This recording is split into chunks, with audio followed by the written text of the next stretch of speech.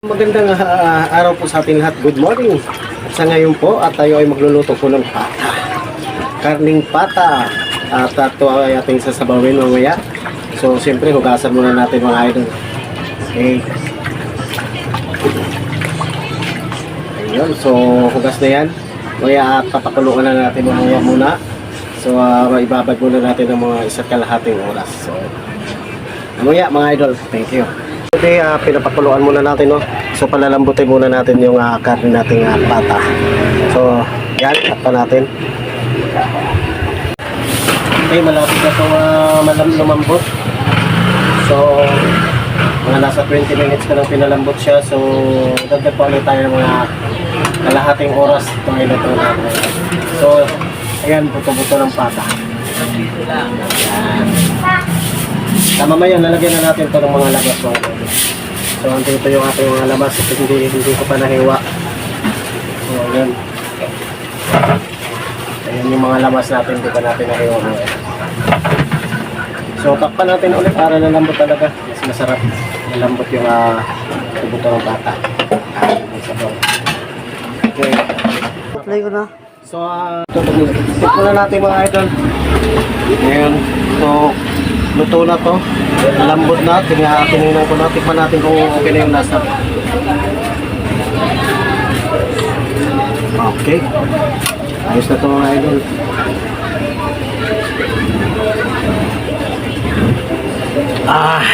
So, lapit na to. So, konti na lang pakulo, mga 5 minutes, para talagang malambot na malambot siya.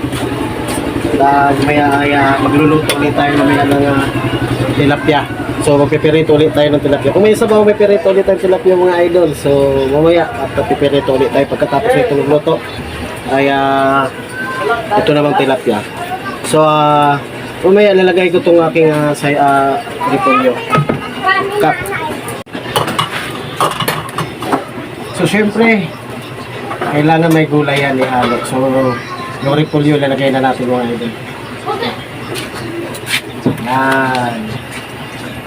Lagay na natin yung repolyo. Okay, repolyo. Malingit lang yung ating lagayan. Ayan. Sumikos-mikos na natin. Okay. Repolyo. Okay, takpan na natin ito mga idol. So, luto na yun maya konti. Mga 5 minutes. 5 minutes ulit. Takpan natin. Ayan. Next, tilapia na naman yung ating ipipirito. Ayan, so mainit na itong ating kawali. So lagay na tayo ng mantika. Lagay tayo ng mantika. Isang masarap na tanghalian mga idol.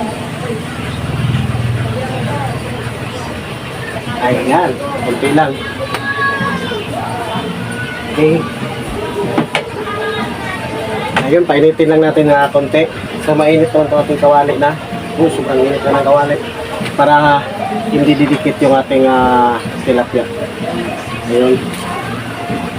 So may asin na rin. Inasin na natin para malasa yung tilapia natin. So konti lang at ating painitin yung ating mantika. Ayun.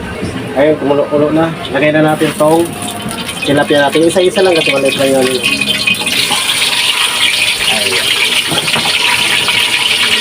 Okay. Nakakasya siya sa dalawa para okay, kasya naman sa dalawa. Ayun. Ayun, tilapia. May kasamang sabaw na buto-buto. Okay, mamaya papakita ko sa inyo yung finished product nyo. Uy, masusunog na ang pinarito. Masusunog na.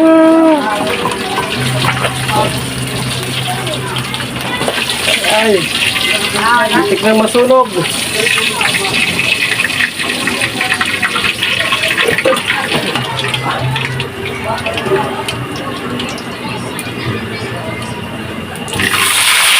Yan mo.